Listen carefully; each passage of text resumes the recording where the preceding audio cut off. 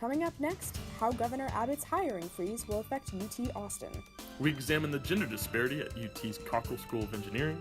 And how Austin's school district promotes foreign language education. We'll have more coming up on KVR News.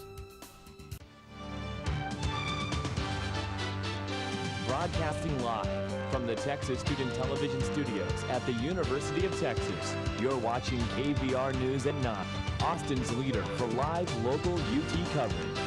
Your news starts right now. Good evening, and welcome back to KVR News for Monday, February 13th. I'm Walton-Gray Martin. And I'm Katie Balevic. Thank you for joining us. APD arrested 2 people in separate protests against the growing number of immigration and custom enforcements, also known as ICE operations in Central Texas. Multiple protests happened over the weekend due to the ICE operation Cross-Check, which aims to detain undocumented immigrants. One of the arrested individuals threw lit fireworks into a police car before setting it on fire. It happened a little north of Austin, where ICE illegally detained a number of immigrants. Initially, APD held the man for evading arrest after trying to run away from authorities.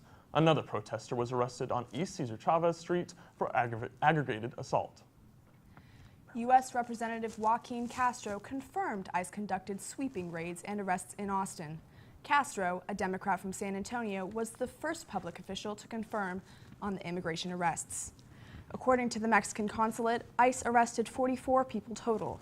Castro said ICE would need to clarify whether or not these individuals pose a dangerous threat to the community. A Houston surgeon canceled a trip to Iran to perform life-saving surgeries because of President Trump's immigration and travel ban. Dr. Alreza Shamsariaza fears that if he traveled to Iran, he would be unable to return to his wife and family in the United States. He is one of the few doctors in the world capable of performing fetal surgery on unborn children. He spoke to the parents of 2 children who would not receive the surgery, saying there is no hope for the children now. UT students attended a combined protest against President Trump's immigration ban and SB 4, a bill that bans sanctuary cities in Texas. Protesters gathered to show their support for students who were banned from entering the U.S. and 50 universities nationwide. SB 4 protesters argued the city of Austin should remain a sanctuary city. No arrests were made at the peaceful protest on a UT's West Mall. One UT student explains why she decided to take part in the protest. Here to be heard by the people, by our peers, by other students, by our friends and families and everyone who's, well, in Austin and around that, to see who we are and to break the image that like disorder and other types of disorder will make of specific countries and how they should be treated. And we want to break that. We want to be seen as ourselves. People gathered to write love letters to Governor Greg Abbott to express disappointment in Abbott's recent legislative actions. The event, called Love Letters for Social Justice, hosted more than 300 people. The letters were tomorrow, just in time for Valentine's Day. A UT group called Harmonation will host a similar event on campus tomorrow. People will be able to write a postcard to a loved one, politician, or even a stranger. The goal of the event is to encourage individuals to use their voice for a positive change in the world. Lawmakers propose to spend $1 billion to help state hospitals treat more people suffering from mental illnesses. The Travis County Jail sets aside more beds for the mental health services than the state hospital in Austin. Currently, the hospital reserves only 300 beds for mental health patients, but Travis County saw an increase in mental health patients from 250 to 650 people per month over the past 10 years. The bill, SB 1, aims to alleviate overcrowding and save taxpayer dollars. However, they are still trying to find a source for the funding. Former Baylor University President Ken Starr is on President Trump's shortlist to become the ambassador at large for international religious freedom. If chosen for the position, Starr will monitor the prosecution of religious minorities. Under Trump's administration, the position will focus on protecting Christians in majority Muslim countries. Just last year, Starr resigned from Baylor University after the university mishandled cases of sexual assault. Neil Gorsuch, President Trump's nominee for the Supreme Court, officially began his confirmation process by filling out a questionnaire that often runs thousands of pages long. Gorsuch spent over a decade as a federal judge. During this time, the Supreme Court never overturned one of his opinions. Throughout his career, Gorsuch advocated for the freedom of speech. That's right, Katie. In past rulings, he sided with an individual's right versus government officials, ruled against false advertisement, and has gone against the majority to uphold the First Amendment. His defense of the freedom of speech put him at odds with Trump's opposition towards journalists and media outlets. However, over the past 10 years, his views began to reflect more of Trump's policies. His nomination is yet to be confirmed by the Senate, and we'll have more news after the break.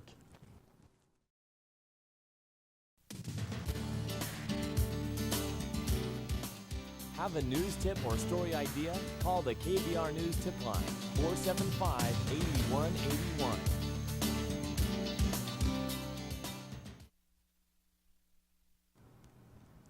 Welcome back to KVR News. The Texas Education Agency reported a record-breaking number of inappropriate teacher-student relationships. The TEA reported over 200 cases of alleged relationships during the 2015-2016 fiscal year. This reached the highest number the agency experienced since 2009. State Representative Jason Isaac introduced a new legislation that would ensure any teacher who engages in an inappropriate relationship with their student would lose their teaching certificate. The TEA requested $400,000 from lawmakers over the next 2 years for more investigators and an additional administrative position. Residents throughout Texas pushed to lower the speed limit on urban streets from 30 to 25 miles per hour. In many areas, 30 miles is the default speed limit, but lawmakers said lowering it would reduce crashes and save lives. A traffic study done by AAA supports this theory, finding that the speed limit change will increase a pedestrian's chance of surviving if hit by a car by 43%. A lower speed limit would also give drivers an extra 20 feet of braking distance when stopping in an emergency. Governor Greg Abbott's hiring freeze will affect over 250 job openings at UT Austin. The freeze prohibits agencies from posting new jobs and filling up vacancies. The action intends to save $200 million for the state of Texas for other initiatives. However, public universities only receive 30% of their money from the state. UT President Greg Finvez said the university continues to clarify what the hiring freeze means for potential and current employees. According to a UT spokeswoman, positions funded with state-appropriated funds will not be filled if they become vacant unless absolutely necessary. The hiring freeze will last through the end of August. Former State Senator Gonzalo Barrientos and 2 lawyers accused UT's Dell Medical School of misusing millions of tax dollars. The medical school is allowed to transfer up to $35 million from the public healthcare system known as Central Health. Senator Barrientos claimed that the school spent a majority of the money on administrative purposes, not actual healthcare. However, UT defended the decision by stating the school acted legally. The Cockrell School of Engineering continues to have a large disparity between genders and races. Whites and Asians continue to be the 2 largest races admitted into the college. Whites constitute a total of 2,369 students, while Asians make up 1,331 students. However, there are only a total of 121 black students. The ratio of males to females remains unbalanced as well. A total of 4,279 males enrolled in the school, as opposed to 1,629. Electrical engineering female explains what it's like to be one of the few females in the program. One of the games I used to play when I got bored in circuit theory was how many girls showed up today. It was a class of about 70 students probably. There were 7 girls. I think just encouraging young people to not listen to whatever stereotypes they've heard about certain professions and just explore what it is that they love and what they're curious about. The Moody College of Communication will offer a new program for children. They can now access free screenings to identify children with possible speech or language delays. This allows parents to determine the extent of their child's hearing loss. Seratoma Incorporated gave UT the funding to make these services possible. The project aims to provide specialized service for underserved communities. The UT Speech and Hearing Center will conduct the screenings in English and Spanish for kids between 3 to 8 years old. Austin-based food company MyFitFoods will close all of its stores nationwide. A statement on the company's website announced the sudden closures. Created in 2006, MyFitFoods sold healthy, ready-made food products. They operated out of 80 storefronts in 5 different states, including multiple across Texas. The statement did not provide a reason for the sudden closures, but apologized for any inconvenience. The company has not confirmed whether they will continue online orders. A recent study shows that less than 1% of American adults are proficient in a foreign language, and only 22% of U.S. public schools offer multiple language programs. But Austin area schools are trying to change this. One Austin school, Summit Elementary, offers new language programs every semester. Language program advocates say that having these programs leave long-lasting beneficial impacts on students. Our very own UT professor, Dr. Lisa Bedore, tells us why she believes foreign language programs are important. You learn certain memory and meaning skills when you learn different languages, and that's going to pay off in terms of better vocabulary development and just better awareness of how language works, and that too is a good thing. Well, Katie, I don't know about you, but I'm expecting a pretty dreary Valentine's Day tomorrow. That sounds like a you problem, Walton. Well, okay, Katie. Claudia, why don't you tell us about the forecast this week?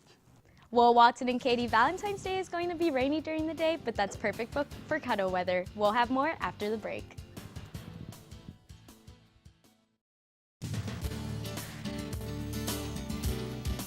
You're watching KVR News at 9. Your campus, your news.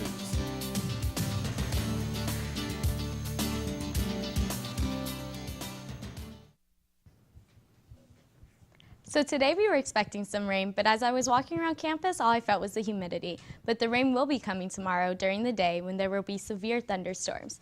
The high is expected to be 59 degrees, and at night the rain will drop to a 20% chance with a low of 44 degrees. The rest of the week will be nice and sunny. The high on Wednesday is 60 degrees, but make sure to pack a jacket at night if you're walking to your exam because it's dropping all the way down to 38. Thursday will be 64 degrees and mostly sunny, and the low will be 45. Friday will have a high of 73 degrees and be mostly sunny, and the low will be 53. Saturday is going to be a great day to go to Zilker Park and distress after the first wave of midterms. The high will be 81 and mostly sunny with the low of 59 degrees. On Sunday, prepare for rain. There is a 40% chance of showers with a high near 74 and a low around 57 degrees. Thanks, Claudia. We'll be back with Jonathan Polasic from College Press Box after the break.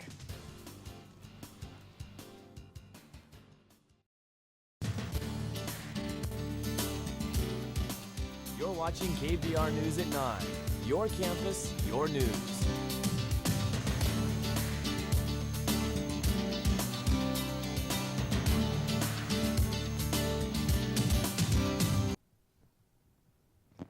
Welcome back to KVR News. The Texas women's basketball team faced Kansas at the Frank Erwin Center on Saturday.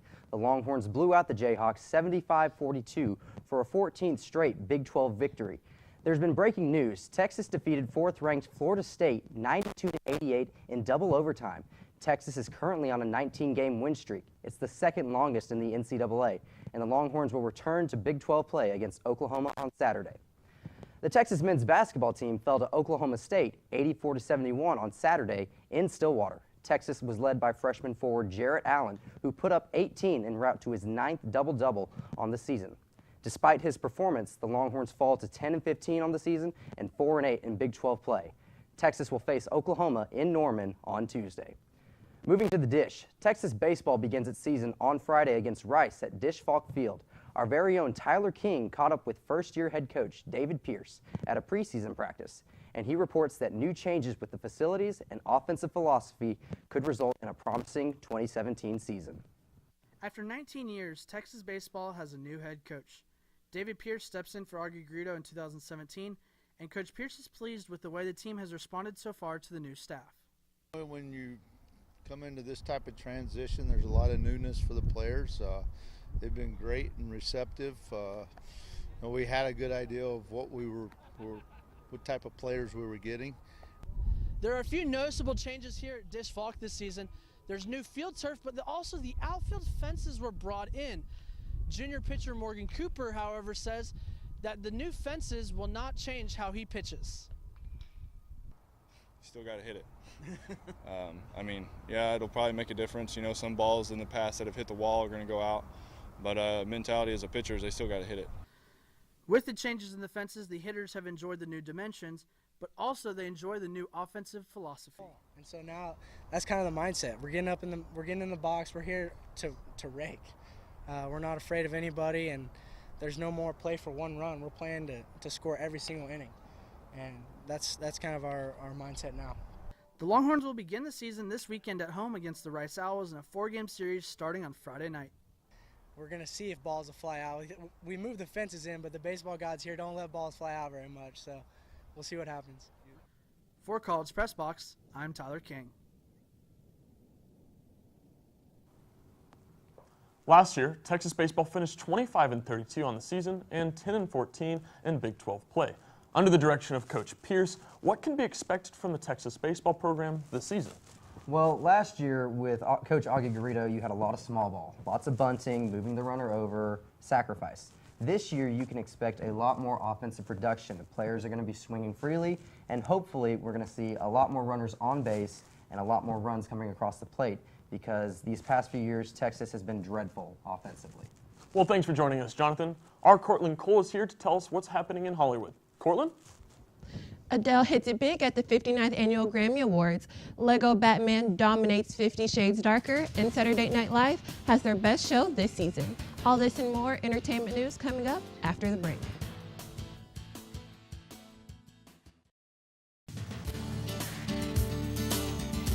Now, KVR News at 9 Sports.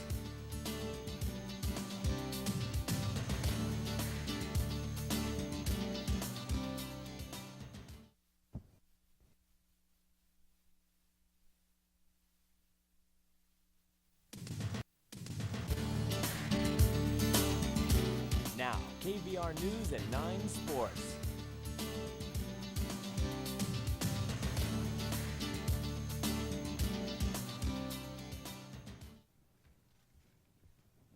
What are the chances? Chance the Rapper kicked off the 59th Annual Grammy Awards with the Best New Artist, becoming the first ever artist to be nominated for a streaming-only album. The Chicago native also grabbed the awards for Best Rap Album and Best Rap Performance. Bruno Mars played a tribute to the late Prince, and 21 Pilots accepted their award for Pop Duo Group Performance in Boxer Briefs. Beyonce took the stage and showed off her baby bump while performing Love Drought and Sandcastles. Queen Bee took home Best Urban Contemporary Album and Best Music Video. But Adele stole the show by winning 3 of the Big 4 Grammy Awards: Record of the Year, Song of the Year, and Album of the Year. Adele dedicated her final win on stage to Beyonce, saying she loved Lemonade, bringing Queen Bee to tears. 50 Shades Darker didn't feel much love at the box office this weekend. The movie ranked second this week, being beaten by the Lego Batman movie by nearly $10 million. The original 50 Shades of Grey movie brought in $85 million its first weekend. The sequel only made $46.8 million. An executive from Universal Studios, the producer of the 50 Shades series, stated that he is optimistic that 50 Shades Darker will be less short-lived than its predecessor. He predicts that the film will have a second chance for a big box office weekend, with President's Day approaching this coming Monday. His role as Donald Trump on Saturday Night Live, which had its best season in 20 years. The show saw a 22% increase in total viewers between just this season and last. Baldwin set a record at SNL this weekend when he hosted the show for the 17th time. Melissa McCarthy also returned with her rendition of White House Press Secretary Sean Spicer, and Kate McKinnon appeared as a frail Attorney General, Jeff Sessions. Thanks, Khortlyn, and thank you for tuning in. Have a great Valentine's Day with your friends and loved ones. From all of us at KVR, share the love tomorrow and every day. Be sure to follow us for news updates throughout the week. You can follow us on Twitter at KVR News or like us on Facebook. I'm Katie Balevic. And I'm Walton-Gray Martin. Stay tuned for College Press Box up next on Texas Student Television. Have a great week.